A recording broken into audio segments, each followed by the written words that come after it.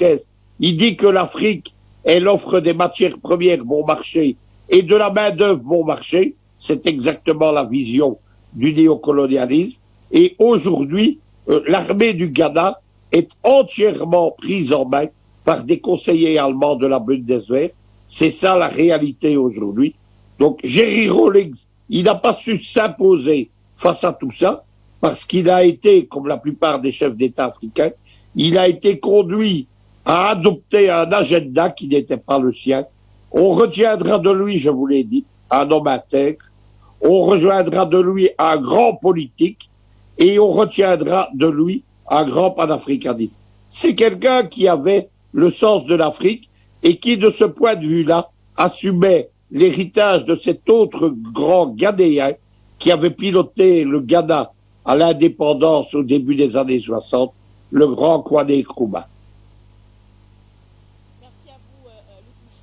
Pour cette entrée justement dans les souvenirs de Jerry John Rawlings. Alors justement, il y a depuis l'annonce de son décès jusqu'ici pratiquement la plupart des présidents qui sont touchés par ce décès ont toujours une qualité, le qualifient toujours avec un fort adjectif. Il y en a qui le traitent, le caractérise comme étant une figure emblématique du panafricanisme.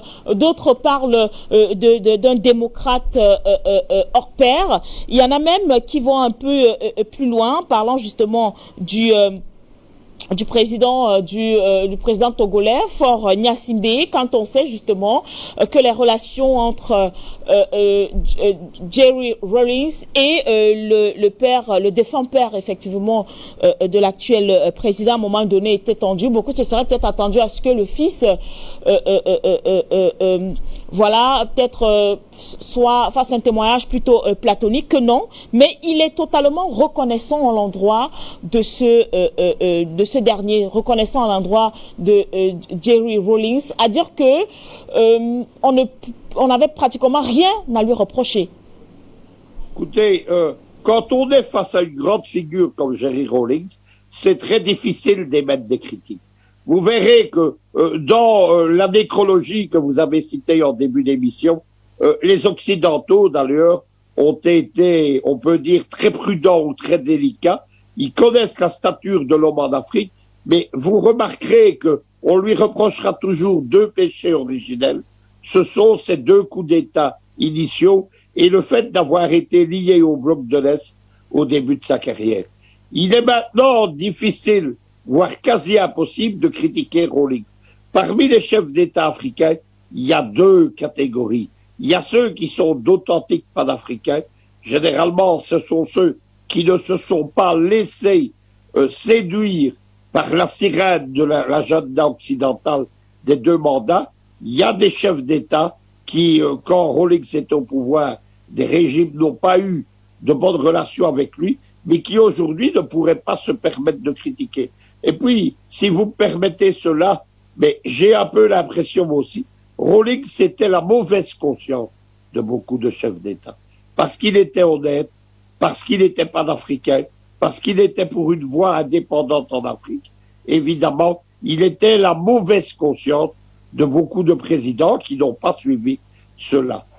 Moi, je vous l'ai dit, connu dans la Libye. Dans la Libye de la fin du XXe siècle, il était considéré comme une grande figure panafricaine et comme un ami du régime de Muammar Kadhafi, ce qui voulait tout dire à l'époque, puisque Kadhafi, à l'époque, nous étions dans les années 1996-97, on était encore en pleine révolution jamaïcaine. Alors, un patriote, un homme d'action, un démocrate, un panafricain très averti.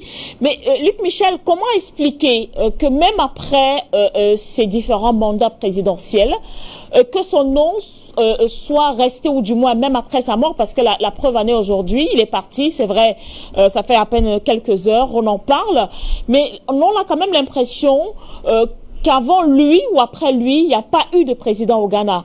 Parce que malgré le fait qu'il n'était plus aux affaires, parlant justement de la présidence, son nom a toujours sonné comme si il était toujours aux affaires.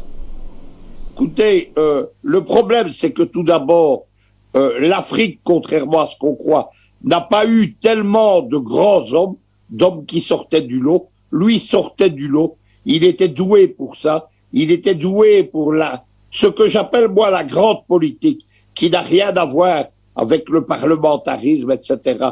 Mais la plupart des présidents, y compris et surtout au Ghana, qui lui ont succédé, ça a été des fondés de pouvoir un peu de régimes pro-occidentaux ou de régimes soumis à l'Occident.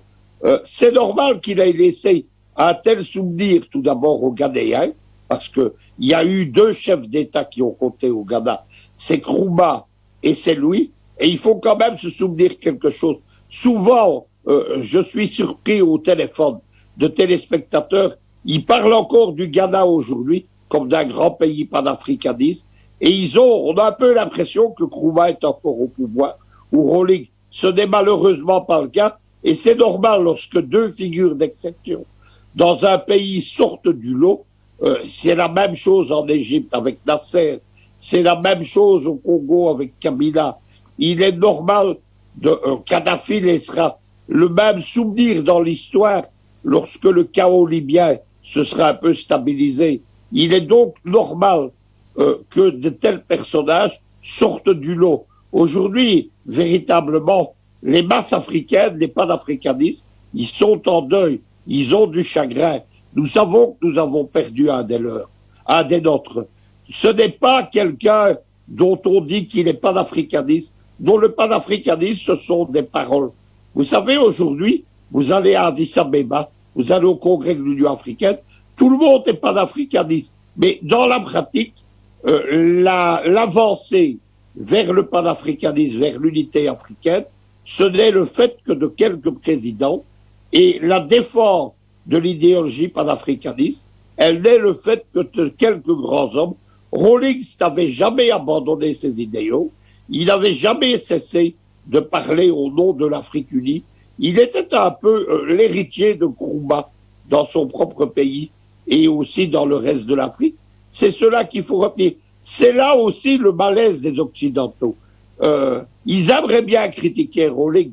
Ils le font d'ailleurs. Quand vous lisez la nécrologie entre les lignes, vous voyez toutes les critiques et toutes les mensonges du camp occidental, notamment présentés contre cet homme dont on a détruit le pays et le régime avec les ajustements structurels et l'agenda de ce que j'appelle moi l'imposition du régime de la Baule, parce que c'est ça que ça a été, ce piège pour les Africains, lorsque vous voyez qu'on le célèbre pour avoir appliqué ça, alors qu'il est un de ceux qui ont combattu cela, on voit toute l'imposture occidentale. Que nous allions en tant soit peu parler un peu de cette révolution sur le plan économique.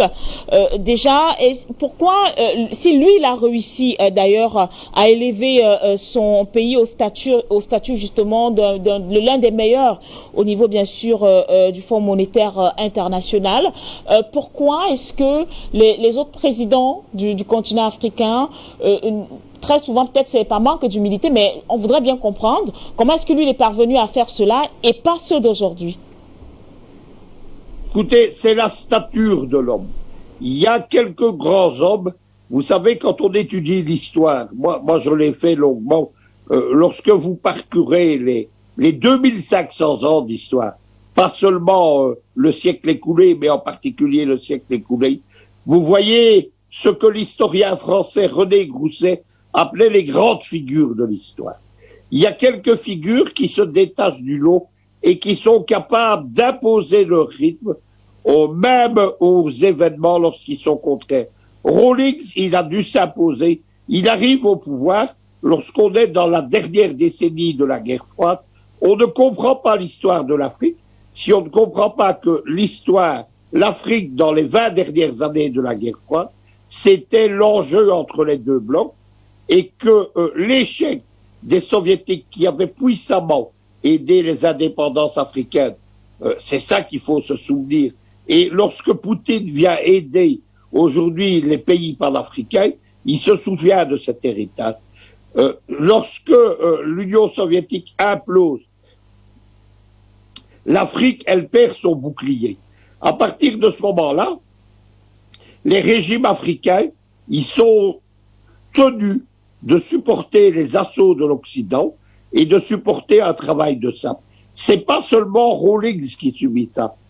Vous avez, par exemple, Kadhafi lui-même. C'est à partir des années 90 qu'on va notamment imposer à la Libye un embargo qui va profondément déstructurer le pays. Et le piège de la boule, parce que c'est de ça qu'il s'agit, qu'on célèbre comme un grand moment en Occident de la soi-disant démocratie africaine, c'est une bombe qu'on a ouverte, un gouffre dans le sol des pays. Rappelons-nous quand même que la boule, qu'est-ce que ça conduit? Dans les deux Congos, ça conduit dans deux guerres.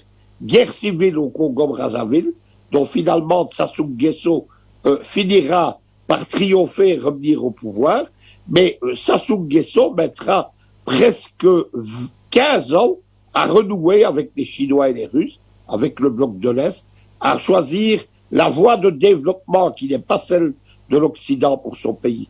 Au Congo RDC, qui était le Zaïre à l'époque, c'est encore pire, puisque Mobutu n'a pas compris qu'il n'a plus d'utilité.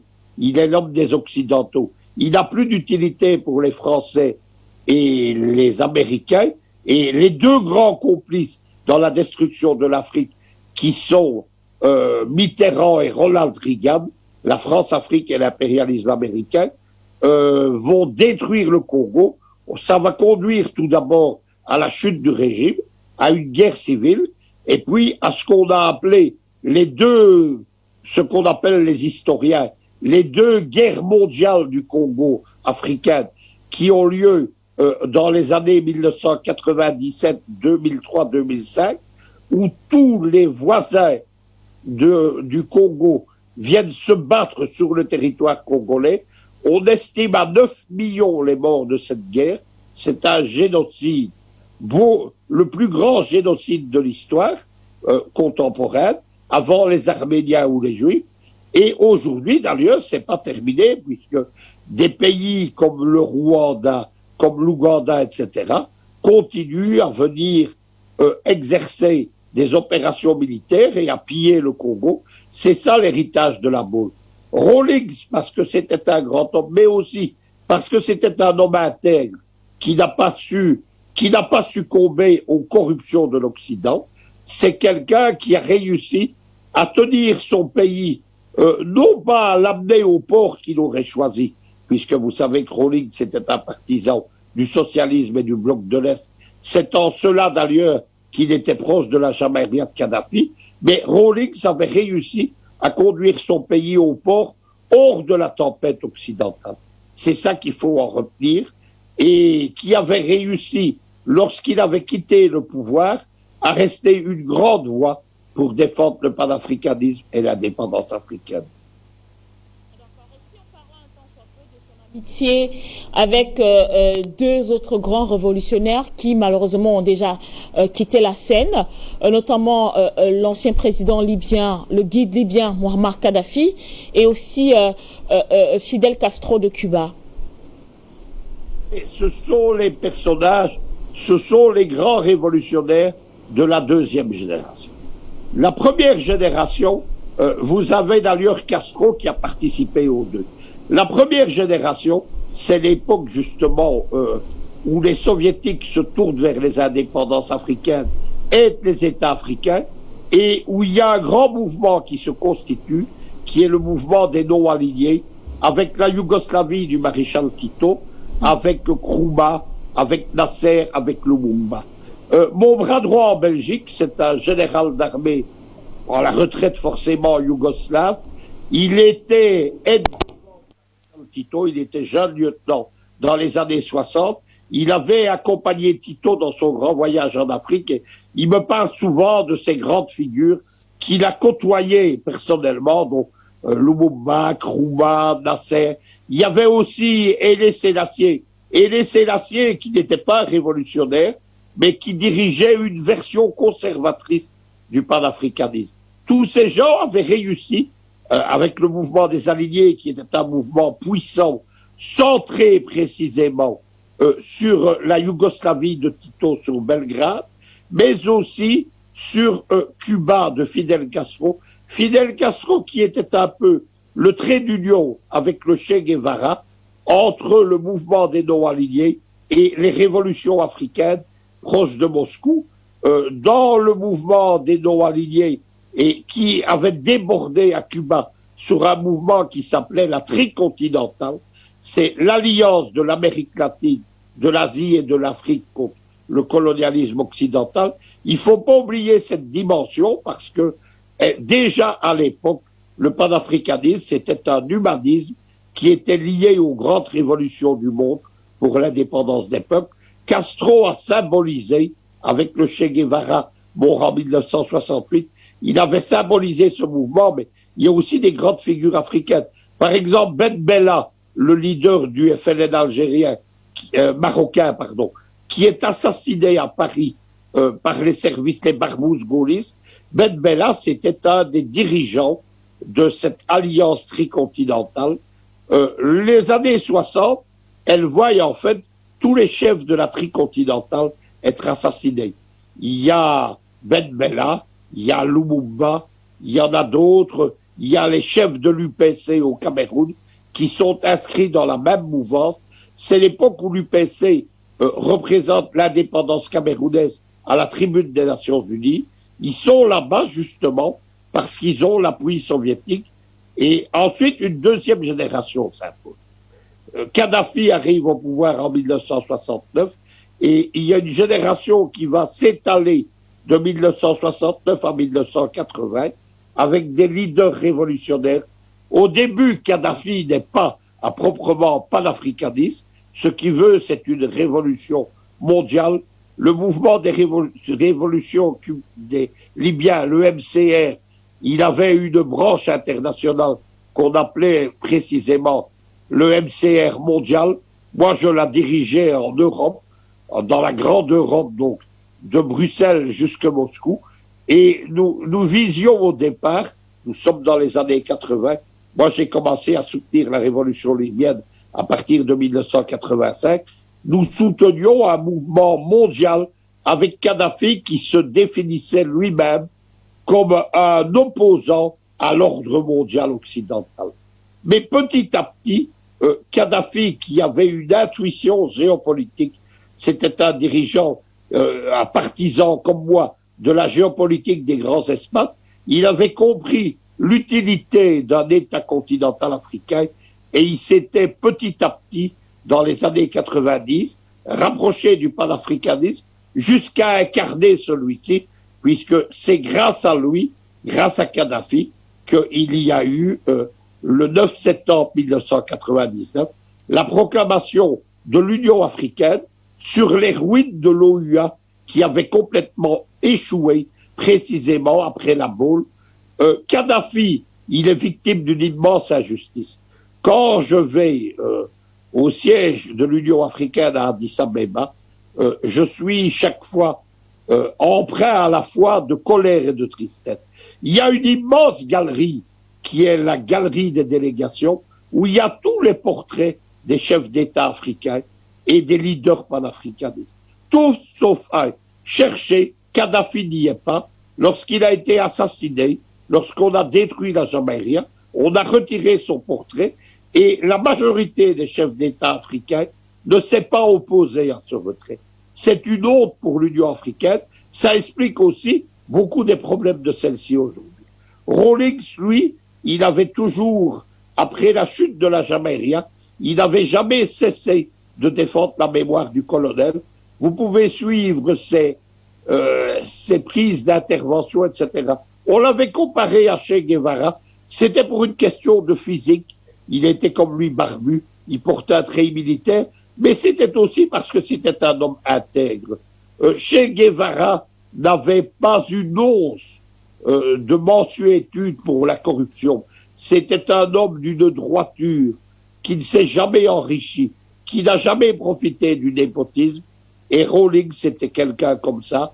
Et ça tranche évidemment sur la plupart de ses contemporains. Kadhafi aussi était un homme comme ça. Vous savez, quand Kadhafi était assassiné, on a confisqué les fonds souverains libyens un peu partout dans le monde. Ça représente, on estime, à 1000 milliards de dollars. Rien qu'en Belgique, on a confisqué 11 milliards de dollars. Et on a dit à l'époque que ces fonds, c'était la fortune de la famille Kadhafi. C'était en fait les fonds souverains de l'État libyen. Ils étaient gérés par un ministère des fonds souverains. Il n'y avait pas un euro dont s'était emparé Kadhafi. Il n'avait pas de compte à l'étranger, il n'avait pas de choses comme ça. C'est des gens, Rawlings, Kadhafi ou le Che Guevara, c'est des gens qui étaient intéressés par la révolution et par le pouvoir politique. Pour ces gens-là, le bonheur, la richesse matérielle, l'argent, ça ne comptait pas. À vous, Luc Michel. Mais avant d'ouvrir le standard, je voudrais quand même vous poser la question de savoir, est-ce que vous pensez au regard, parce que tout à l'heure, vous aviez évoqué justement l'absence l'absence justement des effigies ou encore des images de ces présidents, de ces figures du panafricanisme qui ont marqué l'Afrique. Si aujourd'hui on parle du panafricanisme, c'est certainement grâce à bon nombre d'entre eux qui malheureusement ont quitté la scène. Mais pensez-vous, Luc Michel, que la relève peut être assurée? Est-ce que vous pensez qu'avec ce que nous avons droit aujourd'hui, on peut espérer une sorte de relève? Écoutez, il y a deux choses à dire tout d'abord. Il y a Obama un jour qui a dit, mais c'est aussi la continuité du piège occidental pour l'Afrique, il a dit que l'Afrique avait besoin d'institutions fortes et pas d'hommes forts. C'est l'inverse. Ce sont les hommes forts qui bâtissent les institutions fortes et qui fabriquent les républiques ou les États forts. Il y a encore des hommes forts en Afrique. Il y a Idriss Déby Itno. Et j'invite les téléspectateurs ce soir à écouter sa grande interview pour Afrique Média. Vous allez comprendre ce qu'est un grand homme qui mène une grande politique africaine. Ensuite, avec les experts d'Afrique Média, j'aurai le plaisir de décrypter et d'expliquer ce qu'est la grande politique d'Idriss Déby Itno, qui est menée non pas uniquement au niveau du Tchad, mais au niveau de l'Union africaine précisément. Il y a aussi des gens comme Obiang-Nema Massongo en Guinée équatoriale. Il y a des gens, même dans des petits pays, comme les deux présidents actuels du Burundi, Nkurunziza et son successeur, le général Neva. Il y a le premier ministre éthiopien, Abiy Ahmed. Vous constaterez que tous ces hommes, ce sont les gens qui sont attaqués par l'Occident, traités de dictateurs, traînés dans la boue, attaqués par les pseudo-organisations des droits de l'homme. Mais il y a un deuxième phénomène, et ça, c'est le travail de ce que j'ai appelé la génération Afrique Média. Nous sommes à la 4e génération du panafricanisme. Il y a eu la première génération, c'était les congrès panafricains. Le panafricanisme, il n'est pas né en Afrique d'ailleurs. Il est né dans les Antilles aux États-Unis. C'était l'époque notamment du Grand Dutoit. Puis il y a eu la deuxième génération, c'est les leaders des indépendances. 1960, Lumumba, Nasser, Nkrumah et les Sélassié, qu'il ne faut pas oublier. Il y a 2 ans, je lui ai rendu hommage sur nos antennes parce qu'il est souvent négligé. Puis, 3e génération, c'est la génération Kadhafi. C'est la génération qui a porté l'Union africaine. Enfin, nous sommes à la 4e génération. Nous l'avons appelé le néo-panafricanisme parce qu'il présente une nouvelle version du panafricanisme. Je l'ai appelé, moi, la génération parce qu'il faut rendre à César ce qui appartient à César. Je l'ai appelé la génération d'Afrique Média. Si j'ai rejoint et soutenu Afrique Média qui emplit ma vie et mon combat, c'est parce qu'Afrique Média, justement, c'est la bannière de ralliement de cette génération. À la différence des précédents, les 3 premières générations, le panafricanisme, c'était quelque chose qui concernait des intellectuels. C'était un mouvement, c'est la raison de l'échec d'ailleurs, parce que les masses n'appuyaient pas ce panafricanisme. Aujourd'hui, grâce au travail surtout de conscientisation d'Afrique Média, il y a des masses africaine considérable dans tous les pays, et en particulier en Afrique francophone, qui soutiennent le panafricanisme. Il y a d'ailleurs un phénomène unique dans l'histoire. Lénine expliquait que c'était les avant-gardes politiques, les minorités, qui apportaient aux masses la conscience politique. Dans le néo-panafricanisme, c'est l'inverse. La conscience politique, elle est portée par les masses panafricaines qui exercent une pression sur les élites. C'est là qu'intervient d'ailleurs le ralliement à petits pas d'un certain nombre de chefs d'État qui ont tourné le dos à l'époque justement de la boule et qui avancent, même s'ils ne sont pas des figures de proue comme Idriss Déby Itno ou bien Gnema Bassongo, ils avancent dans le bon sens. Vous avez par exemple évidemment un vieux leader africain qui est un révolutionnaire dans les années 60 et 70, c'est Sassou Nguesso. Vous avez toute une série de chefs d'État dans différents pays africains qui, timidement, je le dis, parce que ça ne correspond malheureusement pas à une expression publique. Au bien que Gnema Bassongo en 2013, moi c'est comme ça que je suis arrivé en Guinée équatoriale. Je donne mon cas parce qu'il explique. Moi j'étais un orphelin de la Jamaïque. J'ai combattu 25 ans avec le guide Kadhafi, et puis nous avons combattu jusqu'au dernier jour pour défendre la Jamaïque, et puis ça a été le vide. Et nous avons, à partir de ce moment-là, nous étions des orphelins, nous nous sommes posé la question parce que nos réseaux n'étaient pas détruits, contrairement au réseau du MCR libyen, nous nous sommes posé la question, allons-nous continuer le combat? Et moi, je ne suis pas quelqu'un qui abandonne, je suis quelqu'un au contraire qui me bat, même en ordre désespéré, à 1 contre 100, et nous avons cherché. Et un jour, un ami m'a envoyé un article, c'était une interview d'Obiang Gnema Bassongo.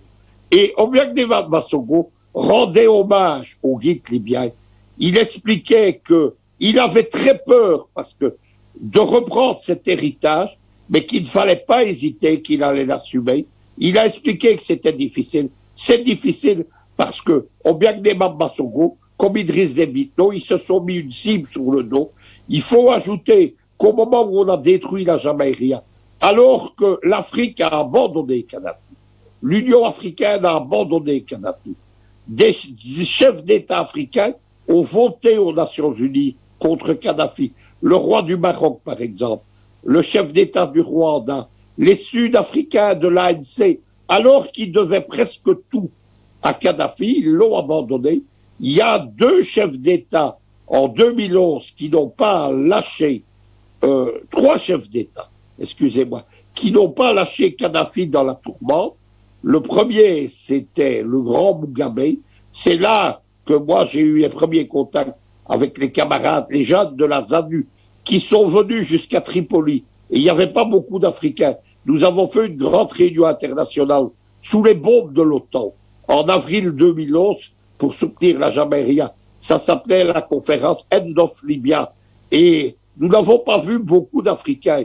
Il y avait quelques Tchadiens, quelques Mauritaniens, mais il y avait les jeunes de la ZANU, il y avait les jeunes de l'ANC qui ont été désavoués d'ailleurs par les dirigeants de l'ANC en Afrique du Sud. Et il y a 2 chefs d'État qui n'ont pas laissé tomber Kadhafi, c'est Obiang Gnema Bassongo, et c'est jusqu'au dernier jour, Idriss Déby Itno. On leur a reproché pendant des années ce soutien à Kadhafi. Moi je dis que c'est leur honneur.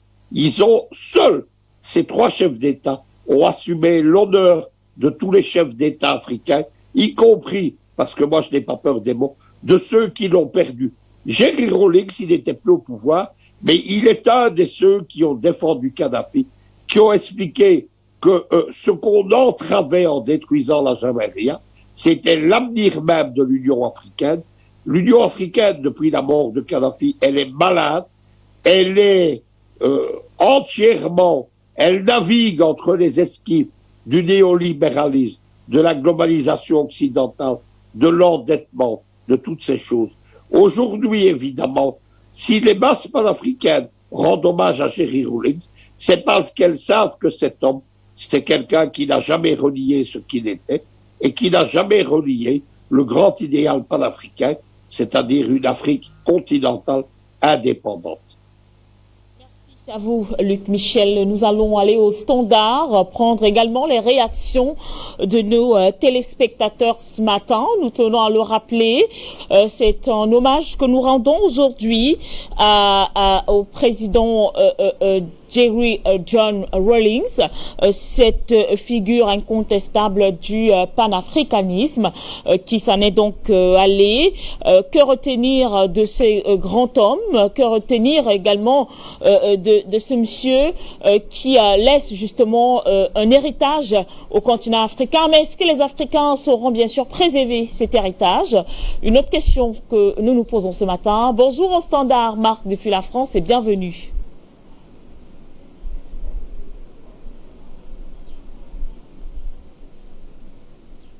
Marc depuis la France, bonjour.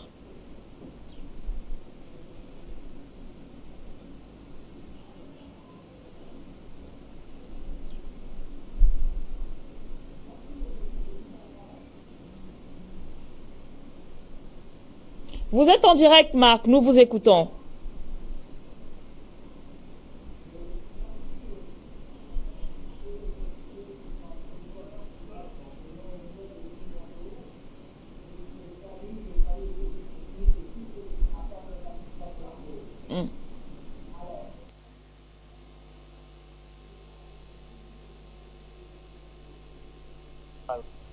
Né, panafricaniste dans l'âme, Jerry Rawlings. Je pense que ce que je peux dire ce matin par rapport à cet homme, le panafricanisme, ce n'est pas le culte de la personnalité, ni quoi que ce soit. Mais ce monsieur a laissé son empreinte dans l'âme du peuple ghanéen. Qu'est-ce que je veux dire par là? C'est quelqu'un qui aime son pays. Il n'aime pas le pouvoir, mais il aime son pays parce que quand il est venu, il a nettoyé pour que tout ce qui est sûr puisse être mis de côté et que le Ghana soit mis sur les rails. Et c'est ce qu'on a constaté. Et pour tout panafricain, c'est comme ça. Je reviens pour faire un peu une petite digression, sur la Guinée équatoriale. Mais le monsieur, il a élu son peuple, il a porté la prospérité et il est là, il est toujours en train de servir. Quand c'est comme ça, il faut même servir pour l'éternité. Mais il ne faut pas que les gens viennent sur le plateau, parlent de panafricanisme, soi-disant, quand on voit que certains personnes, parce qu'ils font, par exemple, des spectacles, soi-disant qu'ils sécurisent leur pays. Non. Moi, je pense que je veux dire quelque chose à mon cher Luc Michel. Ça ne sert à rien de venir faire le culte de personnalité de cet chef d'État. Tu sais, le pays dans lequel il y a Afrique Média, on a un panafricaniste, monsieur le patriarche Paul Biya.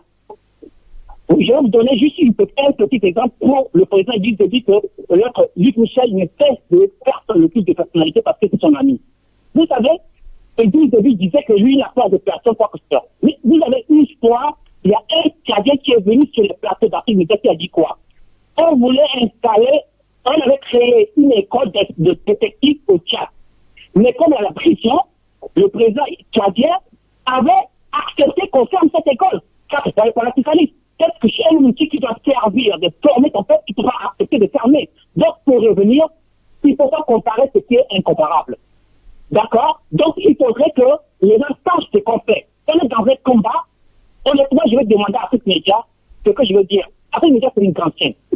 Mais ce que je veux demander, c'est qu'Afrique Média doit descendre dans chaque pays, essayer de relever la température et surtout les avis des populations pour que certains dirigeants avancent. Sinon, là, honnêtement, si on doit faire des interviews de chefs d'État et autres, on va voir la réalité. On est sur le superficiel. Donc, il faut descendre sur le terrain pour prendre et recueillir les informations que les peuples vous donnent. Et ça va aider les dirigeants. Si il y a les réalités que vous ne connaissez pas, on est sur le superficiel. Et quand on descend, on risque de perdre ce combat-là. Donc, je vous demande encore une fois de plus, merci pour tout ce que vous faites, mais descendez sur le terrain pour voir les réalités. Encore chapeau à ce grand homme qui vient de partir. Restez vigilants, Dieu vous bénisse, mais surtout, à très vite. Merci beaucoup à vous, Marc, de nous avoir appelé ce matin depuis la France. Le standard qui reste ouvert pour justement avoir toutes les contributions de nos téléspectateurs ce matin. John Jerry Rawlings qui nous a donc quittés. Il s'en est allé, cette figure du panafricanisme, même si jusqu'ici, voilà, les raisons de son décès ne sont pas encore rendues officielles, mais la vérité est qu'il n'est plus là, et même si ces derniers jours on n'a pas eu véritablement l'actualité sur cette figure, il s'en va, laissant bien sûr derrière lui un continent qui peine à sortir justement de cette dépendance, la dépendance bien sûr d'une communauté internationale, on va le dire ainsi. Déjà, Luc Michel le signifiait encore tout à l'heure, quand on parle de l'Union africaine, des institutions qui devraient justement débattre de la révolution de l'Afrique ou encore de la libération de l'Afrique, on se rend plutôt compte que ces institutions, que ce soit le G5 Sahel ou encore l'Union africaine, même la CEDEAO, sont toujours sur le joug, bien sûr, de l'Occident. Alors nous en parlerons tout à l'heure. Le temps pour nous de rester au standard avec ce téléspectateur depuis la Côte d'Ivoire ce matin. Bonjour.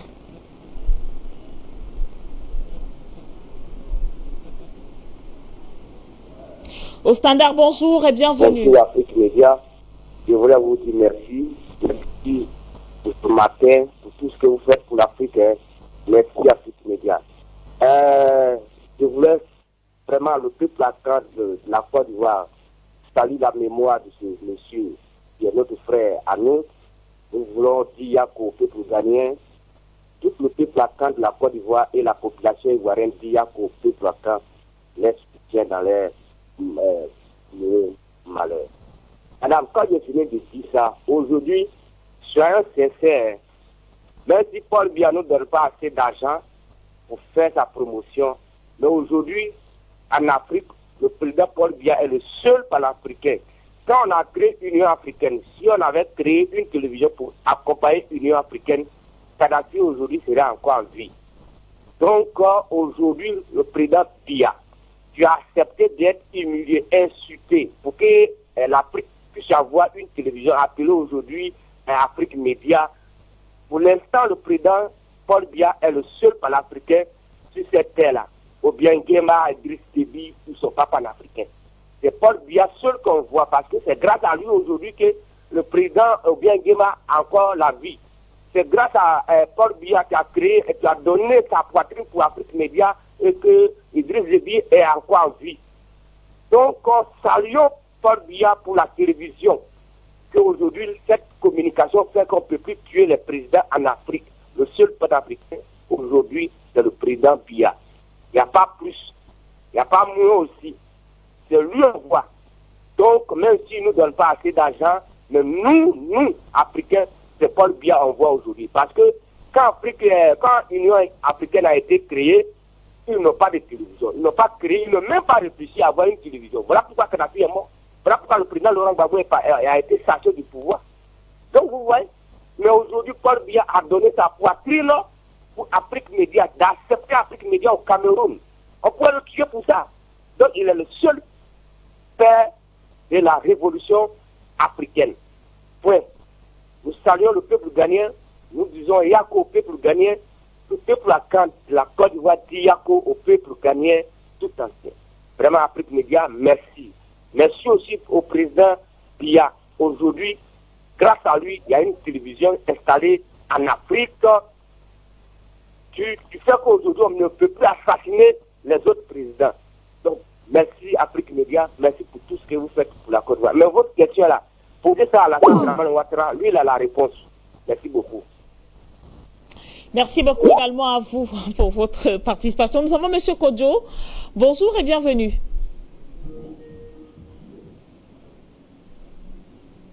Bonjour M. Kodjo.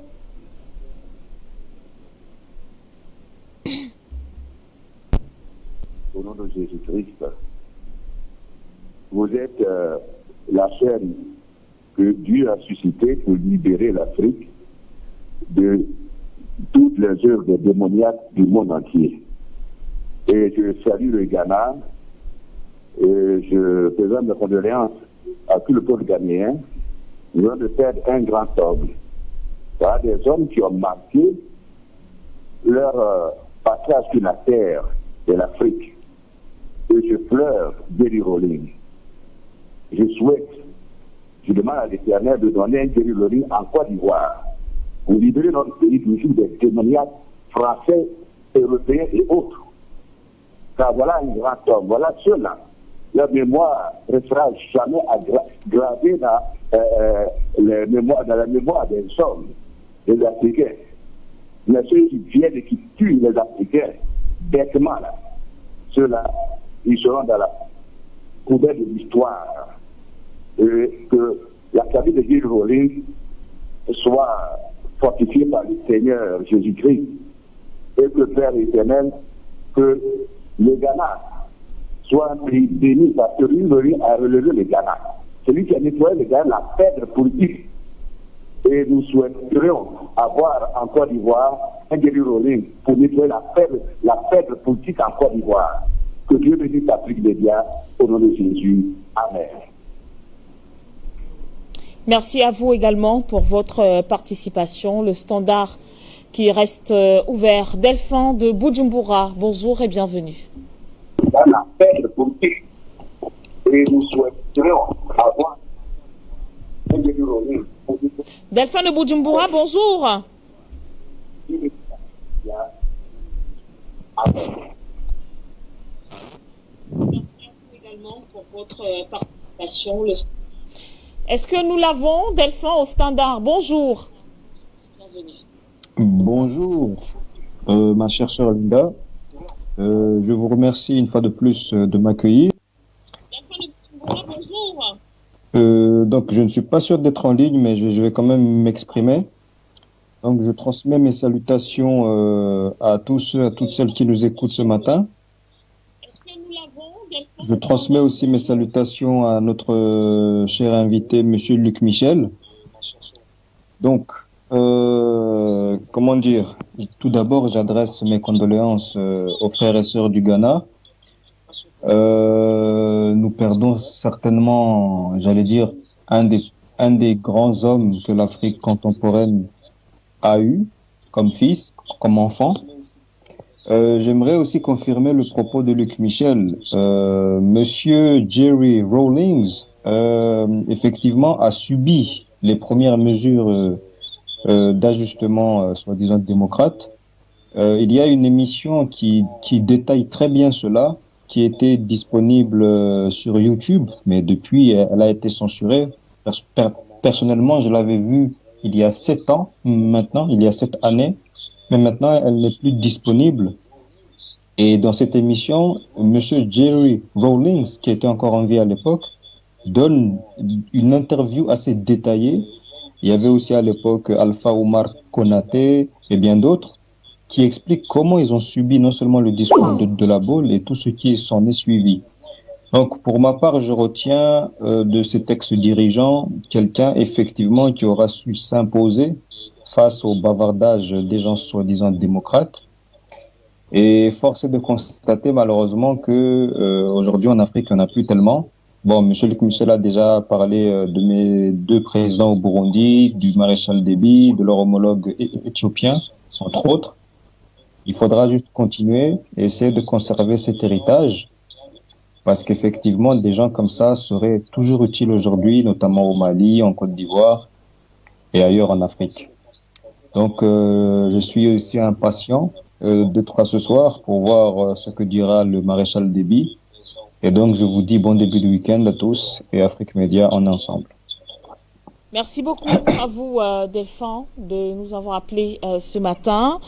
Justement, une émission pour rendre hommage à Jerry Rawlings, président du Ghana, celui-là qui est présenté comme un patriote, un homme d'action, présenté également comme le père de la démocratie, du moins pour le Ghana, un panafricain hors pair qui s'en va aujourd'hui, laissant donc derrière lui une Afrique qui voilà est toujours dans ce combat, le combat le combat justement d'une liberté finale. Est-ce que nous y parviendrons lorsque des têtes comme celle-là viennent à partir? Nous en parlerons tout à l'heure avec vous, Luc Michel. Mais en attendant, nous avons au standard, je crois, Madame Alice. Bonjour.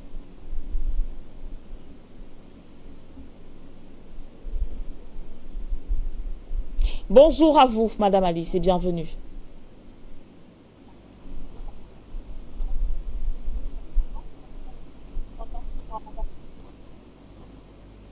Bonjour.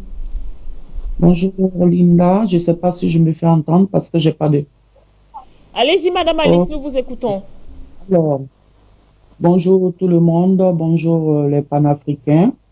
Bonjour l'Afrique endeuillée encore et encore et encore. En ce moment, on n'a plus de voix, on n'a plus de parole. Nous sommes meurtris. Je salue la mémoire de ce grand homme. Mes condoléances à toute la famille éplorée. Je salue le peuple ghanéen qui souffre en ce moment. Donc, voilà. Vous savez, Linda, tous les grands panafricains qui se battent, tous les grands panafricains qui défendent la cause des Africains ne durent pas sur cette terre. Quand tu es contre l'impérialisme, à un certain moment, on est toujours surpris par la mort de ces gens-là. Quand tu défends la cause des Noirs, à un certain moment, on est tous surpris, brutalement, brusquement, paf, il est mort, AVC, et puis, pas d'enquête, pas d'autopsie, pas rien. Moi, je dis ce que je pense. Jerry Rawlings, il est contre l'écho. Il veut la liberté des Africains, la dignité des Noirs. Et cet homme, je pense que sa tête était mise à prix il y a longtemps. Parce que c'est quelqu'un qui est libre. C'est quelqu'un qui veut la liberté des Noirs. Le président actuel du Ghana, c'est le bras droit d'Alassane Dramane Ouattara. Le président actuel du Ghana, là. Il est le bras droit de Ouattara qui est en Côte d'Ivoire. Ce que nous sommes en train de subir en Côte d'Ivoire, ce que les leaders panafricains subissent en Côte d'Ivoire, c'est ce qui va tomber sur le Ghana. Parce que Jerry Rawlings dérange celui qui est au Ghana. Je pense, je crois qu'il le dérange. Parce qu'il est là, non seulement, mais il dit rien, mais ils ont peur de lui. Du coup, cet homme dérangeait, il faut l'enlever là, vite fait. Comme ça, ils vont être libres. Ils vont être libres de se rallier à l'écho, ils vont être libres de faire tout ce qu'ils veulent. Donc, avant que sa maman ne décède, est-ce qu'on a entendu qu'il était malade? On a vu tout ce qu'il était en bonne santé quand sa mère est décédée. Je pense que c'est dans cette histoire de sa mère décédée là qu'ils ont profité pour l'éliminer carrément en lui donnant quelque chose. Je pense. Parce que ce n'est pas possible. Ce monsieur, il était en bonne santé. Sa mère est décédée il n'y a même pas 1 mois ni 2 mois. Et à notre grande surprise, pouf, il est mort. Donc, je demande aux Ghanéens de faire autopsie de ce monsieur. Comme il nous a quittés à Tamis, ce monsieur-là, Jerry Rawlings qui vient de nous quitter là, il n'aura fait autopsie pour voir la vérité. Parce que c'est trop facile de dire, oui, il est mort de ABC, il est mort de Corona, il est mort. C'est trop facile. Je vous dis, nos leaders qui nous quittent en ce moment-là, il y a quelque chose qui ne va pas. Qu'ils fassent l'autopsie pour voir il est mort de quoi. Parce que celui-là, c'est un grand. Tous les Africains le respectent. Il est toujours dans le combat. La fois dernière, quand il y a eu l'anniversaire de la mort de Sankara, il était comment on appelle ça? Au Burkina Faso. Il est toujours parmi les Africains qui se battent pour la libération de leur peuple. Et un matin, on apprend qu'il est décédé. Non, mais il faut qu'ils arrêtent de nous emmerder tous. Je demande aux Ghanéens de demander à ce président de faire autopsie de ce monsieur. On va voir réellement de quoi il est mort. Parce qu'il y en a marre. Je vous remercie. Alice, de nous avoir appelé ce matin. Nous restons au standard avec vous. Vincent, bonjour et bienvenue.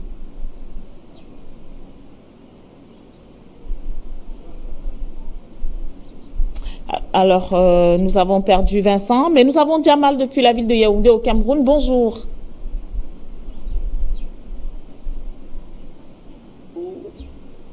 Bonjour ma chère sœur, bonjour à vous et bonjour aux autres. Tu vois, je m'allais derrière la sœur qui vient d'appeler là. Parce que moi, j'ai été au Ghana. Donc, et je sais bien qu'il y a toujours un conflit entre John de Rivelin et la famille de Nana Akufo-Addo. Ça, c'est reconnu quand vous allez au Ghana. Je parle au père de Nana Akufo-Addo, ce qu'il a eu à faire à Robin. Donc, il fallait qu'on s'attende à ça. Moi, je pense qu'il faudrait qu'il y ait une autopsie pour découvrir qu'est-ce qui s'est passé. Et toujours, depuis que ce monsieur est arrivé au pouvoir au Ghana, Nana Akufo-Addo, nous avons vu que à peine qu'il est arrivé, on a arrêté directement l'écouter pour le livrer à Alassane Dramane Ouattara. À peine qu'il est pris le pouvoir. Et aujourd'hui, on se rend compte que parmi ceux qui soutiennent la forfaiture qui se passe en Côte d'Ivoire, Nana Akufo-Addo, il est plein d'amis. Le Togo est plein, le Sénégal est rempli et le Maroc. Voilà les gens qui sont pleins. C'est-à-dire que vous ne le verrez pas parler, mais c'est son ami dans les secteurs de la franc-maçonnerie de la Rose-Soie. Donc, il faut vraiment chercher à déterminer qu'est-ce qui ne va pas. Parce que c'est le seul et unique panafricanisme qu'on retrouve après Kouma au Ghana. Ceux qui sont venus là n'étaient pas tellement pleins. Et il fallait me voir que même au temps de Atta Mills, c'était là-bas, le Rawlings était toujours en train d'apporter un plus dans ce pays-là, toujours en train de parler, toujours en train de s'opposer à ce qui n'est pas bien. Vraiment, c'est rare de trouver ce genre de personnes. C'est-à-dire qu'il ne peut pas être parfait, il a ses défauts, mais quand même, le Ghana, si le Ghana se lève, c'est toujours grâce à lui. Après que lui ne vienne, ils se sont arrangés à chasser fameux Kruma, qui est allé succomber en Guinée-Conakry.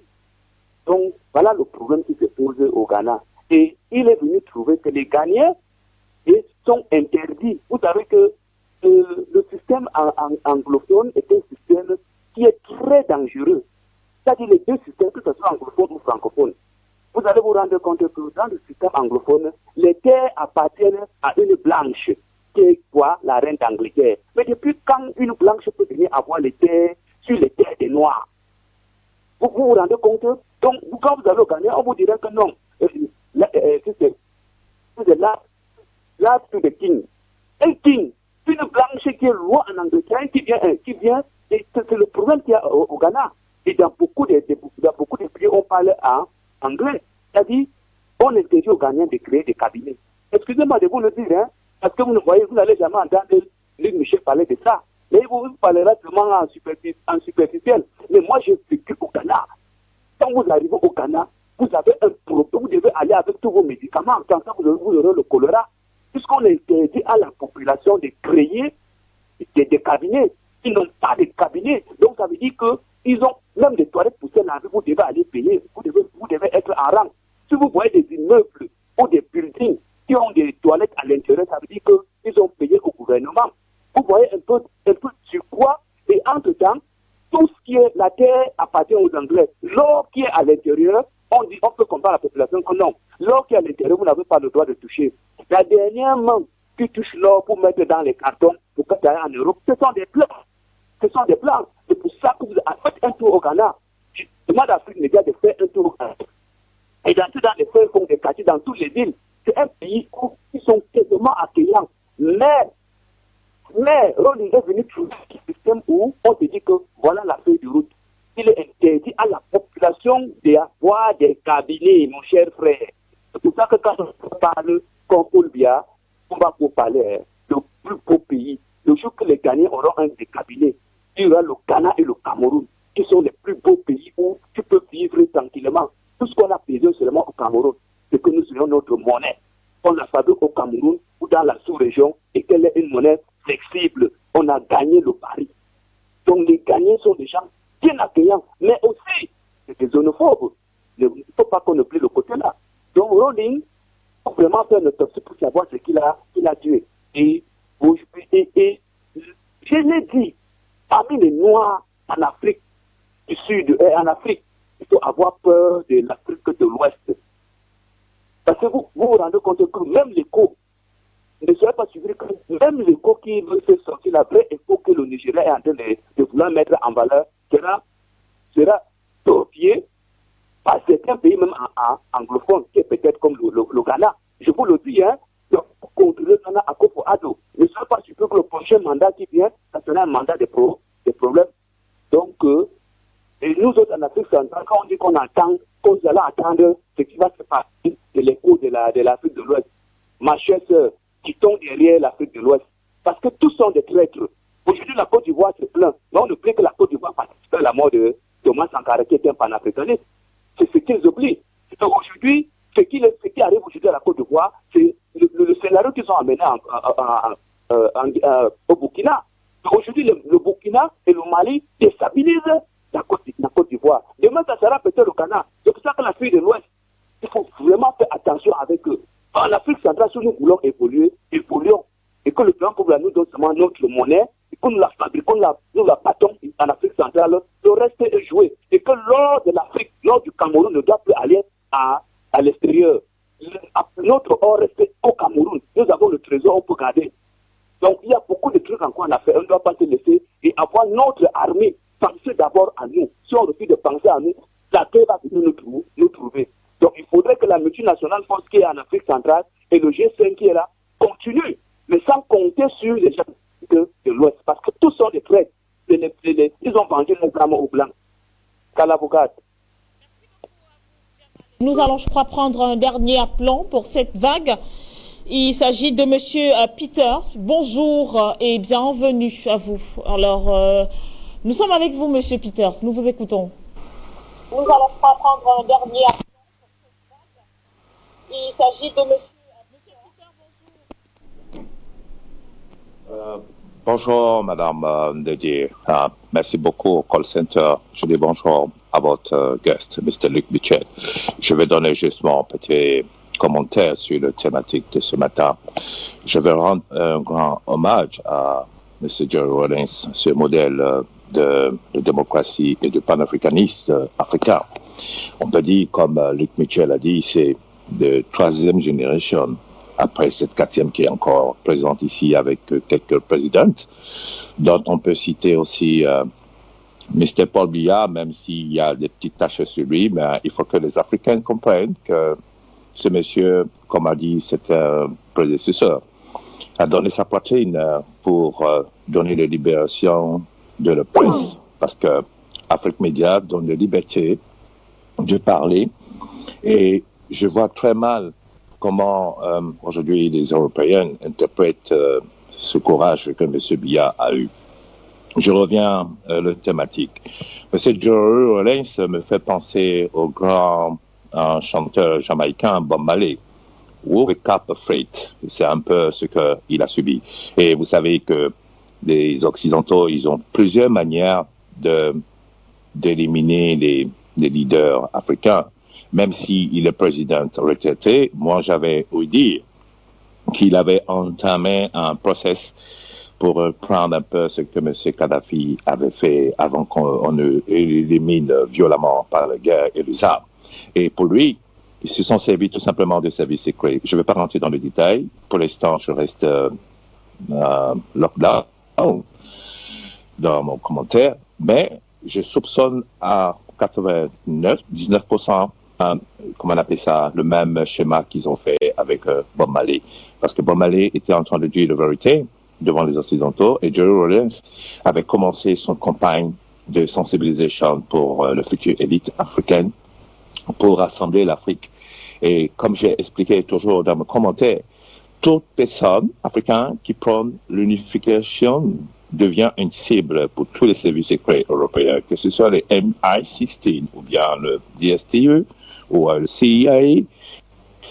Tout ça, ça fait partie de leur plan. Maintenant,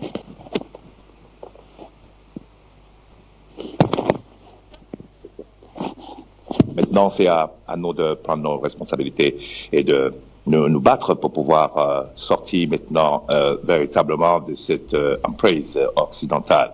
Et je dis encore condoléances au peuple ghanéen, condoléances également au peuple africain qui pleure. Un grand homme qui a été très courageux, qui a montré qu'on peut se passer des institutions internationales pour aider son pays. C'est en fait une sorte de modèle. Et que les Africains doivent prendre conscience que ce qui est arrivé à M. Rawlings, ça peut aussi les arriver. Donc c'est à tous ces présidents de prendre un moment de sagesse et puis de prendre vraiment de bonnes résolutions pour libérer le peuple de toute forme de tyrannie occidentale. Je vais m'arrêter ici. Je dis thank you very much and bye. Merci également à vous, Monsieur Peters. Et c'est sur ce que nous formons déjà cette première vague consacrée aux appels. Nous en prendrons une autre tout à l'heure. Le temps pour nous de revenir à vous, Luc Michel. Alors, tout à l'heure, on se posait justement la question de savoir si effectivement les Africains prendront finalement en considération, du moins, l'école de ce grand panafricaniste et qu'à la fin, on pourra certainement, pourquoi pas, atteindre cet objectif-là, qui est bien sûr l'indépendance totale du continent africain. Il faut comprendre, et je voudrais répondre aux reproches de culte de la personnalité ou d'autres choses. Ça, c'est typiquement une critique occidentale. Les Africains qui au téléphone sortent ça, ils ont une partie de la thématique horizontale au fond de leur cerveau. Qu'est-ce que c'est le panafricanisme? Vous l'avez vu, il s'est incarné dans une série de grandes figures. Depuis les premiers congrès d'Utois, la génération des années 60, Nasser, Lumumba, Haïlé Sélassié, Sékou Touré, depuis la génération Kadhafi, Rawlings, jusqu'à l'actuel, les présidents qui soutiennent ça, on peut voir mourir les hommes. On peut même tuer les hommes, mais on ne peut pas tuer une idée. Qu'est-ce que c'est le panafricanisme aujourd'hui, le néo-panafricanisme? C'est une grande idée en marche, c'est la libération des continents. Le fait que cette idée, maintenant, n'est plus l'apanage de quelques intellectuels. Et moi, je mesure la différence avec les années 90. Lorsque Kadhafi en Libye, j'ai participé à ça, a relancé le panafricanisme en Afrique, nous étions des mouvements d'intellectuels. Il y avait en Libye des grands symposiums. C'est là que j'ai rencontré Rawlings, que j'ai rencontré Kenneth Kaunda, le grand leader kényan, par exemple, et d'autres gens. Il y avait des Africains venus d'un peu partout. Il y avait aussi une jeune génération africaine. C'était quelques cadres politiques. C'est là que j'ai rencontré notamment, et nous nous revoyons toujours avec beaucoup d'émotion. Il y en a sur les plateaux d'Afrique Média. Il y a des jeunes que j'ai accueillis du Cameroun, par exemple, que j'ai accueillis en Libye à la fin des années 90, qui sont aujourd'hui des acteurs de la politique camerounaise, notamment le secrétaire général de l'UPC. Mais nous restions un mouvement minoritaire, une élite, ce qu'on appelle une avant-garde politique. Avec Afrique Média, on est passé à un autre stade. Il y a des masses considérables qui se défendent, qui sont engagées pour le panafricanisme. Ces masses-là, elles se reconnaissent dans des grandes figures. Elles se reconnaissent dans des chefs d'État, dans des leaders politiques, parce que les masses ont besoin de voir les idées politiques incarnées.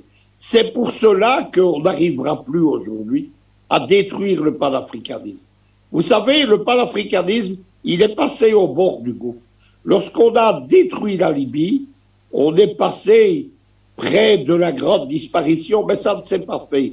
Et aujourd'hui, il y a un grand mouvement qui implique une pression sur les chefs d'État. Si certains chefs d'État se sont, à petits pas, ralliés au panafricanisme, c'est parce qu'ils ne savent pas aller contre leurs masses. Ils savent qu'aller contre les masses, ce serait politiquement suicidaire. La grande idée en marche, on ne l'arrêtera plus. Moi, je suis certain, je ne sais pas ma génération, mais nous verrons un jour ce grand État panafricain de la Méditerranée jusqu'au Cap. Et ce jour-là, évidemment, les idéaux que nous défendons, ce ne seront plus des idées, ce seront des réalités en train d'être incarnées. Mais en attendant, aujourd'hui, le panafricanisme a toujours besoin de ces grandes figures. Les grandes figures qui, comme Rawlings ou Kadhafi, sont maintenant dans nos mémoires, ou les grandes figures qui combattent pour le panafricanisme, ce sont les chefs d'État que moi je soutiens, parce que sans eux, rien ne se fait, rien ne se fera. Vous, Luc Michel, voilà, nous allons, je crois, avec le concours de la réalisation, peut-être marquer un arrêt dans le cadre, bien sûr, de cette édition Ligne Rouge, pour justement prendre un tant soit peu les grandes unes parues donc ce vendredi matin, effectivement vendredi 12 novembre 2020, et peut-être certaines unes se sont peut-être arrêtées sur le décès de Jerry Rawlings. Nous en saurons tout de suite avec bien sûr Junior Wafo. Bonjour. Bonjour à vous, Linda Ndedi. Bonjour également à Luc Michel. Bonjour aux milliards de téléspectateurs de la télévision panafricaine. L'édition de ce matin, nous la débuterons par la Côte d'Ivoire et le journal Fraternité Matin, qui est en kiosque ce matin, qui parle du 4e pont échangeur de l'Indénié, pont de Cocody. Les travaux avancent bien, nous font savoir nos confrères de Fraternité Matin, qui est en kiosque ce matin. Du côté du Patriote, on revient sur la rencontre Ouattara-Bédié. Les Ivoiriens saluent les retrouvailles des deux hommes, peut-on lire dans les colonnes du Patriote, qui est en kiosque ce matin. Le Nouveau Réveil parle également de la crise post-électorale en Côte d'Ivoire, affrontement intercommunautaire. Où est passé le chef d'état-major Doumbia, s'interroge le Nouveau Réveil en kiosque ce matin. Du côté de l'intelligent, le secrétaire général du FPI, Isiaka Sangaré, affirme que le président Pascal Affi-N'Guessan est dans un environnement où les conditions sont acceptables, peut-on lire dans l'intelligent d'Abidjan, qui est en kiosque ce matin. Le quotidien d'Abidjan, pour sa part, revient sur l'après. Un député du côté de la France, le Sénat français, sort une bombe contre le président Alassane Dramane Ouattara. La présidentielle est une mascarade. Pourquoi la forfaiture du RHDP ne passe pas? Lire la vérité de vice-président Pierre Laurent à Jean-Yves Le Drian dans les colonnes du quotidien d'Abidjan, qui est en kiosque ce matin. Le Nouveau Courrier parle également de la situation sociopolitique en Côte d'Ivoire. Le journal nous fait savoir que le vice-président du Sénat français crucifie Ouattara. La présidentielle du 31 octobre est une mascarade. Sa lettre vérité au ministre français des Affaires étrangères, France 24, enfonce le régime, peut-on lire dans les colonnes du Nouveau Courrier, qui est en kiosque ce matin, et toujours en Côte d'Ivoire avec le Béli intrépide, qui revient sur la rencontre entre le président Alassane Dramane Ouattara et l'ex-président Henri Konan Bédié. Pourquoi l'opposition doit maintenir la pression? La libération de Afi et Guy Kahué, toujours réclamée par cette opposition. Ouattara à l'épreuve de la franchise et de la sincérité, peut-on lire dans le Bélier intrépide en kiosque ce matin. On sort de l'actualité ivoirienne avec le Bélier, qui est également en kiosque ce matin, qui parle du retour de la paix en Côte d'Ivoire. Bédié, l'ultime espoir des Ivoiriens, titre le Bélier en kiosque ce matin.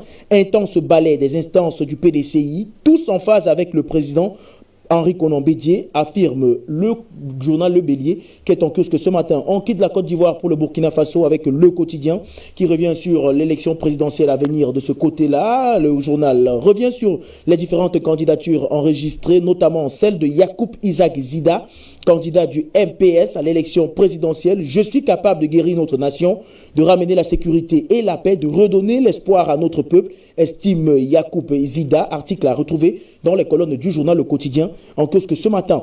Togo Matin, qui est également en kiosque ce matin, parle pour sa part d'harmonisation des initiatives en matière d'investissement. Enfin, un ministère, peut-on lire dans les colonnes de Togo Matin, qui est en kiosque ce matin. Cap à présent sur le Sénégal avec le journal Le Soleil qui parle de la rentrée des classes au Sénégal. L'État a recruté 2975 enseignants, 4 millions d'élèves et 97 000 enseignants sont attendus désormais du côté du Sénégal pour la reprise des enseignements. Walf Quotidien revient également sur cette rentrée des classes du côté du Sénégal, la rentrée des classes, la banlieue à rude épreuve. Peut-on lire dans les colonnes de Walf Quotidien en page 7, qui est en kiosque ce matin. Enquête pour sortir du Sénégal revient sur ce dossier consacré à la rentrée scolaire 2020-2021 au Sénégal, à l'épreuve de la Covid-19. Peut-on lire dans les colonnes de Enquête, qui est en kiosque ce matin. On sort du Sénégal pour mettre à présent le cap sur le Bénin avec le journal La Presse du Jour, qui revient sur ce voyage du président Patrice Talon, tournée présidentielle à Savé, à Tchaoukrou et à Parakou. Patrice Talon, accueilli en liesse par les populations, peut-on lire dans le quotidien La Presse du Jour qui est en kiosque ce matin. Le quotidien La Nation revient également sur la tournée nationale du chef de l'État béninois, son Excellence Patrice Talon, Savé, Tchaoukou et Parakou. Dans la ferveur avec Patrice Talon, peut-on lire dans les colonnes du journal La Nation qui est en kiosque ce matin. Cap à présent sur le Mali avec le journal L'Intelligent qui revient sur la disparition du président Amadou Toumani Touré, ATT immortel, le titre nos confrères du quotidien L'Intelligent qui est en kiosque ce matin. Le quotidien L'Aube revient également sur le décès de l'ex-président Amadou Toumani Touré. Le Mali pleure le bâtisseur, peut-on lire dans les colonnes de L'Aube qui est en kiosque ce matin. Du côté du Point, on revient sur la mise en place du Conseil national de transition en page 3. Les putschistes toujours insatiables. Titre nos confrères du quotidien Le Point. Du côté du Tchikan, la présidence du Conseil national de transition est également mise à la une ce matin. Des avis favorables à la carte Malik Dio, peut-on lire dans les colonnes du Tchikan qui est en kiosque ce matin. Le quotidien 22 septembre parle pour sa part du CMDT. Le journal nous fait savoir que le docteur Nango Dembélé sera bientôt PDG de la CMDT, peut-on lire dans les colonnes du 22 septembre qui est en kiosque également ce matin. Du côté de la Révélation, on revient sur la montée en puissance de l'insécurité à Farabougou et ses environs, l'échec de Rambo Assimi face aux terroristes, peut-on lire en page 3 du quotidien La Révélation qui est en kiosque ce matin. Le Reflet d'Afrique qui est également en kiosque ce matin revient sur le bureau du vérificateur général au Mali. Après détournement de plusieurs milliards en 2015 sous son administration, Baby est-il l'homme idéal, s'interroge le journal Reflet d'Afrique qui est en kiosque ce matin. Cap à présent sur la Guinée-Conakry avec le journal Kaloum Presse qui est en ligne ce matin qui revient sur l'éducation. Le journal nous fait savoir que les cours reprennent le 1er décembre prochain du côté de la Guinée-Conakry. Du côté de Guinée News, on parle plutôt finance avec la réimmatriculation des véhicules en Guinée. La campagne qui débute en janvier 2021 apportera 75 milliards de francs guinéens au trésor public, peut-on lire dans les colonnes de Guinée News qui est en kiosque ce matin.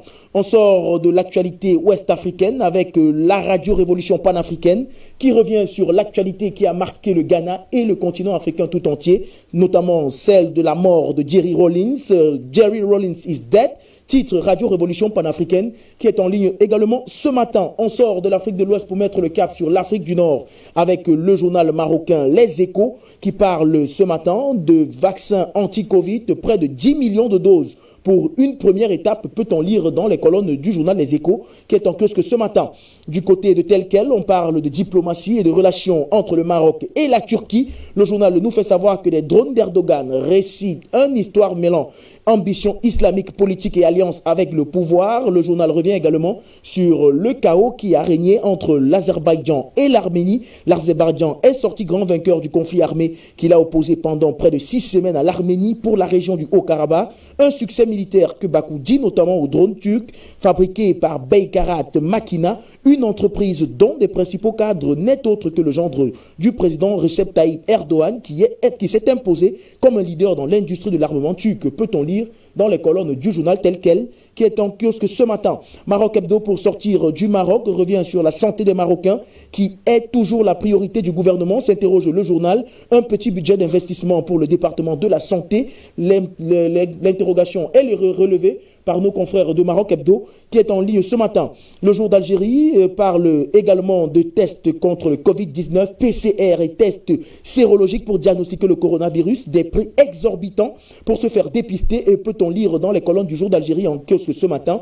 Du côté du soir d'Algérie, on revient également sur la flambée des cas de Covid-19 en Algérie. Face à cette flambée, l'inévitable durcissement des mesures, peut-on lire dans les colonnes du soir d'Algérie en kiosque ce matin.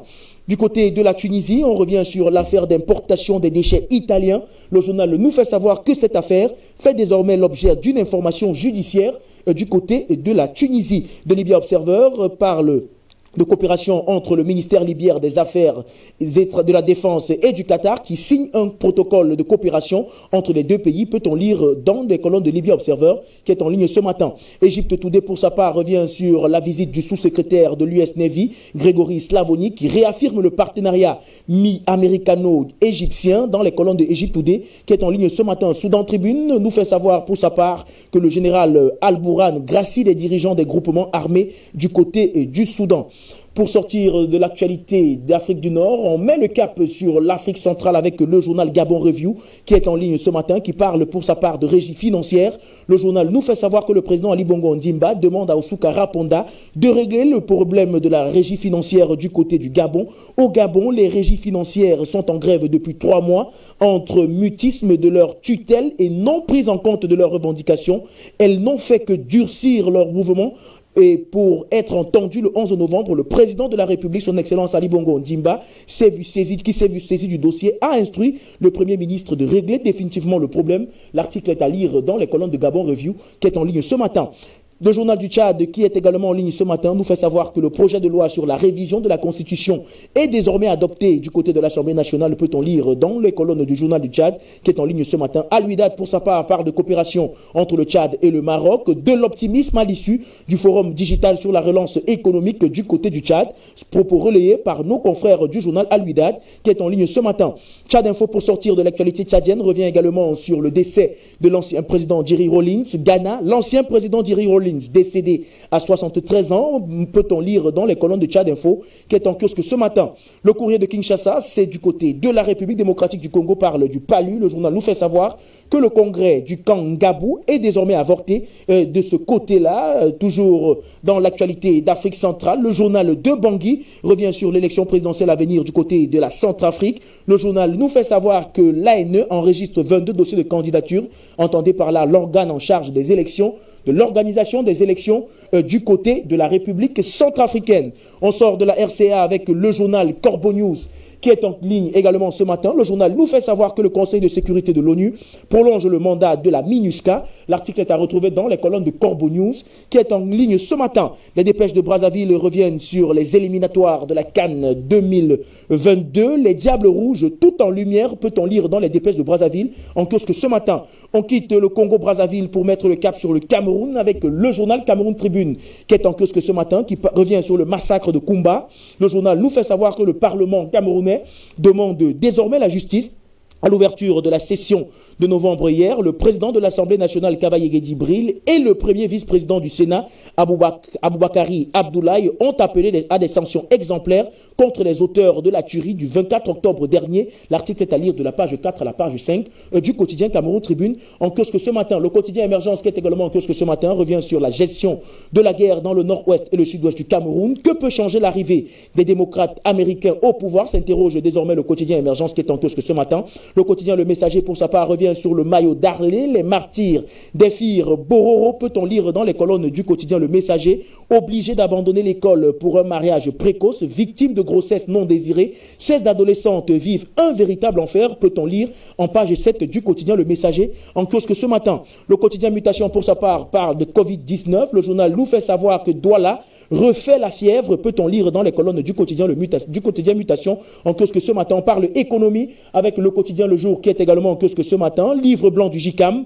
la lecture de Penda et Coca. Cette lecture est à retrouver en page 5 du quotidien Le Jour, qui est en kiosque ce matin. Sortons définitivement du Cameroun et de cette édition avec le journal Essingan, qui est en kiosque ce matin, qui revient sur Madame Régine Gonda, veuve Bidjan. Pour l'éternité, la sœur aînée du président de la République du Cameroun sera portée en terre ce vendredi dans son village natal en Vogmeka, peut-on lire en page 3 du quotidien Essingan, qui est en kiosque ce matin.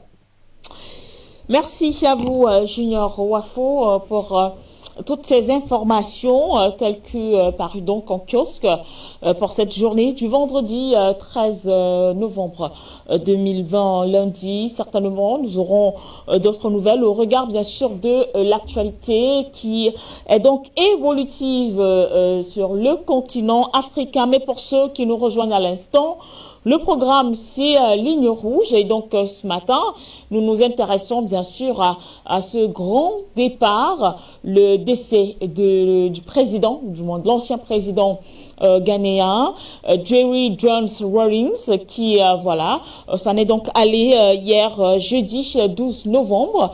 Celui-là, aujourd'hui, qui reste quand même très adulé par le continent africain pour déjà sa position très panafricaniste, mais aussi pour ce côté révolutionnaire, révolution qui a d'ailleurs porté le Ghana où il est aujourd'hui. Cela, personne ne peut donc le nier. Et donc, un hommage lui est donc rendu ce matin sur les antennes d'Afrique Média. Mais le temps pour nous de faire un tour une fois de plus dans les kiosques, mais cette fois-ci en langue anglaise. Et c'est avec, bien sûr, bien sûr, notre collègue du DEX anglophone que cela va se faire. Good morning to you, Linda. Good morning, ladies and gentlemen. We're going to begin with newspapers this morning in the different newspapers online, starting with that of Egypt, the daily newspaper. It talks about Egypt's President Abdel Fattah el-Sisi, who met with his Greek counterpart Catherine and his Greek Prime Minister during the former's official visit to Greece on Wednesday. During the visit, the two sides discussed boosting cooperation between the two countries, and other regional issues were on the top of the agenda. Moving over to Ghana. The Ghanaian Times newspaper talks about the former President Jerry Rawlings, who dies. He died in the early hours of Thursday, November 12, 2020. This was confirmed to City News by the source close to the family of the former president. Jerry John Rawlings buried his mother, Madame Victoria Agbuti, in October 2020. She died at the age of 101. Jerry John Rawlings was born on June 22, 1947. He was a former military leader and subsequently a politician who ruled Ghana from 1981 to 2001, and also a brief period in 1979. He led a military junta until 1992 and then served 2 terms as a democratically elected president of Ghana. We give our condolences to the people of Ghana and to his family in particular. In Kenya, the Daily Nation newspaper of Kenya talks about President Kenyatta, who yesterday put up a strong defense of his administrative achievement in his 7th State of Nation address, while casting a ray of hope into the future in a speech that he aimed to inspire the nation, but also to notably skirt around the major challenges facing the people of Ghana. The president spent the better half of his speech recounting his government's response to the deadly COVID-19 pandemic in Kenya. In Liberia, the Daily Observer newspaper of Liberia talks about the launches and the reforms in passport insurance, which the GOL has reduced the passport cost by 20% in Liberia. The Ministry of Foreign Affairs has decided to reduce the price of the Liberian passport, a mandate that is expected to take effect of Monday, November 23, 2020. Applicants for the ordinary passport will now pay just $40,000 instead of $50,000 so 10% has been removed. Express service, which is now at $100, will now be reduced to $80,000. While Liberians in the diaspora wanting to obtain a passport will have to pay $160 instead of $200. Applicants for ordinary passports are expected to obtain their passport in a period of 1 week, while the express service will have a period just of 8 days before delivery. In Libya, the Libya Herald newspaper says the LPDF agrees a roadmap for national unity government and the election delegates to the Liberian Political Dialogue Forum, which started in Tunis on the 9th of November, which has also approved the roadmap which has been drawn up by these two fractions in order to look for a way for peace to last in Libya and for the two fractions to come together to make a way to talk about the days ahead as COVID-19 too hits the country hardly during the period of fighting. In Nigeria, the daily newspaper, that is the Daily Trust newspaper of Nigeria, talks about harassment. FG malls evacuating Nigerian traders from Ghana. Shops sealed for over a year, relevant by the MDA to facilitate the return, bringing back the people who were having the store, experts say. To get details on the story, visit the newspaper online. In Rwanda, the New Times newspaper of Rwanda talks of the new infections that were obtained from 1,604 tests conducted in the last 24 hours. 2 are from Kigali and 4 are from 3 other regions. One COVID-19 case was also identified in Ruziki district. On the same day, 8 people recovered from the virus. Since Thursday last week, Rwanda has been recovering and recording single digital daily infection in the country. Still in Rwanda, the government talks about activities in the country this time around, top mobile banking services by the BPR. Increasingly, the formal banking operation characterized by traditional formal working hours, which are gradually being replaced with the new era which allows clients to access their accounts and make things and transactions more easier and convenient for the people who are affiliated to this bank in Rwanda. In Seychelles, the Daily Nation newspaper of Seychelles says, Port Victoria claims 8th Indian Ocean's leading to cruise port title. The Port Victoria has won another title as the Indian Ocean leading to cruise port. This was announced by the World Travel Award on Tuesday, November 10, 2020. It is the 8th time that Port Victoria receives this prestigious award, returning the title in the testimony to the commitment, hard work and close collaboration and coordination of the Seychelles Port Authority with other esteemed stakeholders such as the Public Health Authority, the Immigration Department, Customs, destination management companies, tourist guide, taxi operations, shipping agents, craft vendors, entertainers, the police, as well as the understanding and cooperation of the port determined operation. That is why they have won this award again this year, 2020. Looking at the Sudan Tribune newspaper, the head of the Transitional Sovereign Council, Abdel Fattah el-Burhan, Thursday pardoned the former rebel leader 2 days before their announcement returned to Khartoum. On October 3rd, the transitional government from the Sudanese Revolution Front and the Sudan Liberation Movement of Mini Minawa signed a peace agreement mediating by the South Sudan government and looking for a situation for peace. The amnesty is part of a peace agreement which have been worked for the past months. Moving on to Uganda, Museveni meets the NRM leaders in West Nile, the New Vision newspaper tells us. People wanting to attend the meeting and listen to the President Museveni talk about the activities which the government has carried out since COVID-19 hit the country and the restrictions the government has put on since the start of this pandemic. The President Yoweri Museveni on Thursday met the National Resilience Movement, the leaders in the West Nile and Mini University to discuss a way forward. In Zimbabwe, the Herald newspaper of Zimbabwe to end newspapers in Africa. The World Bank sees Zimbabwe's reforming fixed economic fundamental and economic blueprints such as the budget strategy paper and the national development strategy 2021 right up to 2025 as being the major plank to advancing economic growth and give substantial and viral needed rearrangement drive which the country is going to carry on from now henceforth. Ending this edition of newspaper by looking at that of Canada, the Vendor Sunday newspaper. It says President Donald Trump's campaign filed a lawsuit in the Michigan on Wednesday as part of its long-shot legal strategy to reopen Joe Biden's November 3 election win. Even as the former vice president focused on laying the foundation of his incoming administration, the Republican president's team went to the federal court to try to block Michigan and the Midwest battleground state, which they say the Democrats had no right to have the section since the election started right to the end. Thank you, Emmanuel Agnoki, for all these informations this morning. Alors, je vous souhaite de passer un excellent week-end. Emmanuel Agnoki, une fois de plus, merci encore pour toutes ces informations. Ligne rouge se poursuit donc pour ces dernières minutes avec vous, Luc Michel.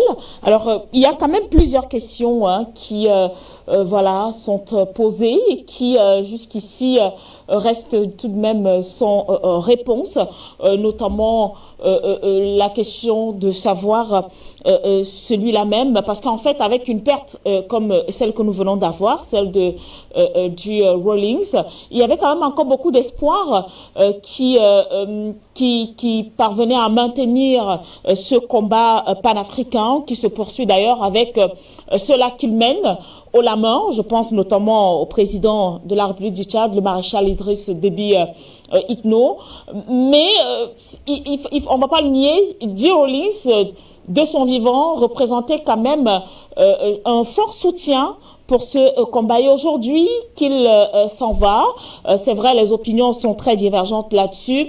Aujourd'hui qu'il s'en va, est-ce que ce combat peut encore avoir la chance ou du moins le rôle que jouait déjà sa présence, parce que le savoir vivant quand même, les uns et les autres savaient qu'on pouvait au moins s'appuyer sur sa sagesse et pourquoi pas sur ses conseils. Alors aujourd'hui, qui s'en est allé, il faut le rappeler, il n'est pas le premier. Nous avons perdu déjà Muammar Kadhafi, aujourd'hui c'est J. Rawlings, et bien avant, c'était bien sûr Mugabe qui s'en allait autant pour moi, des grandes figures justement du panafricanisme qui s'en vont ainsi. Est-ce que on ne tendrait pas là vers la fin de ce combat? Écoutez, je l'ai dit, les hommes peuvent mourir, mais les idées ne meurent pas. C'est une génération qui est en train de disparaître, et c'est un peu logique. À part Kadhafi qui est assassiné, c'est l'âge qui atteint ces gens. Les hommes ne sont malheureusement pas éternels, mais leurs idées survivent. S'imaginer que le panafricanisme, qui existe maintenant depuis un siècle depuis qu'il est né dans les Antilles, de la résistance à la ségrégation, etc., s'imaginer que le panafricanisme va disparaître parce que quelques grandes figures meurent, Kadhafi est mort et l'idée, elle continue de plus belle. C'est cela qu'il faut constater. Les hommes, justement, peuvent disparaître. C'est leur nature. Nous sommes mortels. Et en particulier, en ces moments, on voit des gens disparaître en quelques jours. La maladie est là, l'épidémie est là, les santé sont fragilisées. Dans tous les grands États occidentaux, on a toutes les nuits des dizaines, des centaines, des milliers de morts. Et donc, il ne peut pas s'imaginer qu'une génération pourrait être éternelle. Ce qui est important, c'est que l'idée continue à être réincarnée. Et comme le dit la chanson des partisans, le chant des partisans, il dit « Ami, quand un ami tombe, un autre prend le fusil, un autre se dresse. » C'est cela. Moi, je vois sur les réseaux sociaux, je vois tous les jours des jeunes avec la pureté de la jeunesse, qui s'engagent dans le panafricanisme, et je ne doute pas que la prochaine génération est déjà en train de se lever pour reprendre le combat. Michel, peut-être partir au standard pour prendre les derniers appelants ce matin, voilà, qui voudraient également rendre un hommage à J. Rawlings, qui est donc parti, qui nous a quittés ce jeudi 12 novembre, du côté bien sûr du Ghana. Nous rappelons que le standard reste donc ouvert pour quelques appelants encore, avant bien sûr de rendre l'antenne. Et sachez que si vous nous rejoignez à l'instant, le programme c'est bien sûr Ligne Rouge ce matin, qui s'intéresse à la mort de l'ancien président ghanéen Jerish John Rawlings. Que retenir de ce grand panafricaniste qui a donc tiré sa révérence? C'était donc ce jeudi 12 novembre du côté bien sûr du Ghana. Nous allons peut-être aller au standard avec un dernier appelant.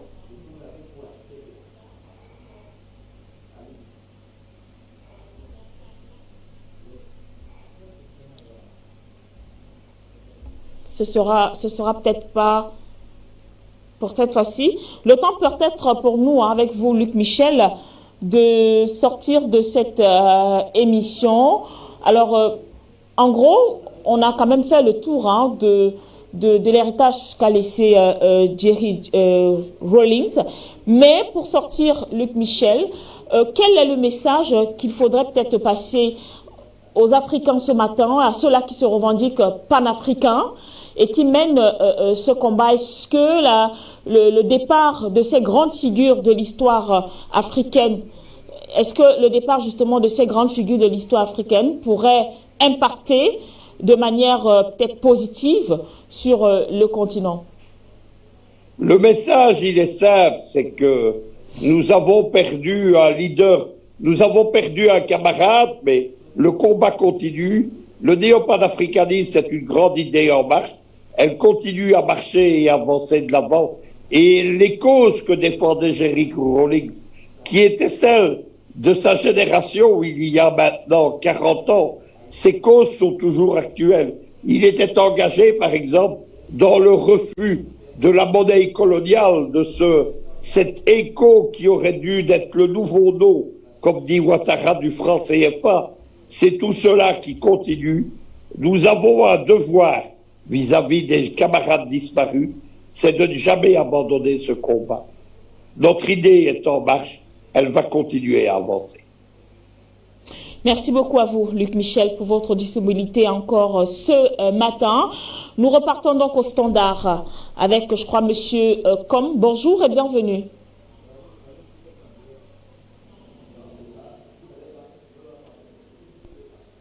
Oui, bonjour, Monsieur Luc Michel. Moi, c'est Monsieur Com Bernard, depuis Douala, au Cameroun. Ce que je voulais dire, c'est que, premièrement, je reconnais la grandeur de Jerry Rawlings, comme tout le monde. C'était un grand militant panafricain. Maintenant qu'il est passé, une urgence, c'est de faire sa biographie et en s'attardant principalement sur les œuvres qu'il aura réalisées. Des œuvres qui seront à mettre aux côtés de celles des gens comme Kadhafi, comme Moussa Dadis Camara, comme Murtala Mohamed, comme Thomas Sankara, qui sont des militaires pour qui j'avais beaucoup d'admiration. Son départ aussi doit nous rappeler le besoin de la militarisation du pouvoir en Afrique.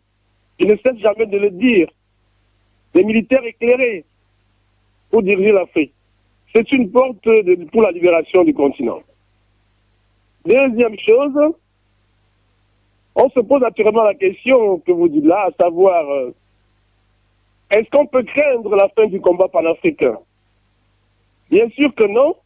Comme Luc Michel l'a dit, les idées ne meurent pas. Seule la chair meurt.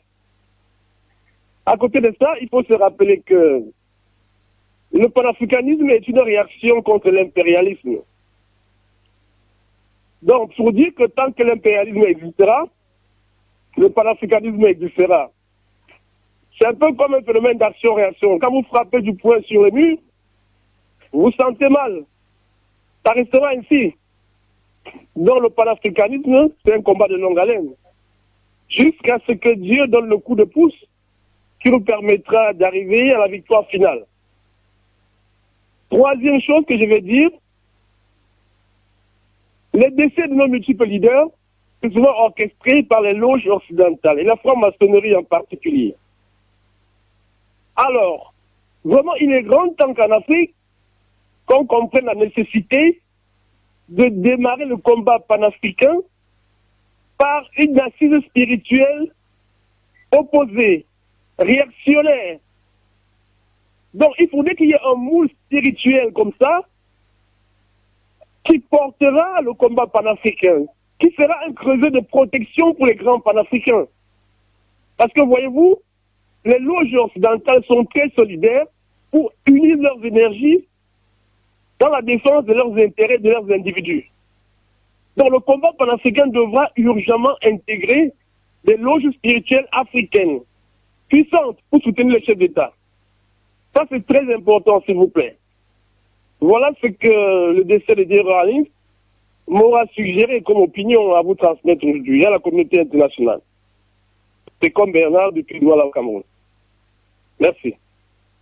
Merci également à vous, Monsieur Com, de nous avoir appelé ce matin. Et c'est notamment avec cet appel que nous allons donc refermer cette édition Ligne Rouge en vous souhaitant tout simplement de passer un excellent début de week-end en compagnie des programmes d'Afrique Média, lesquels se poursuivent naturellement durant donc toute la journée et surtout le week-end. Mais vous le savez, vous pouvez nous suivre en continu sur nos différentes plateformes. En attendant, nous vous souhaitons tout simplement d'excellents moments en compagnie de la chaîne panafricaine. Bonjour. Africa!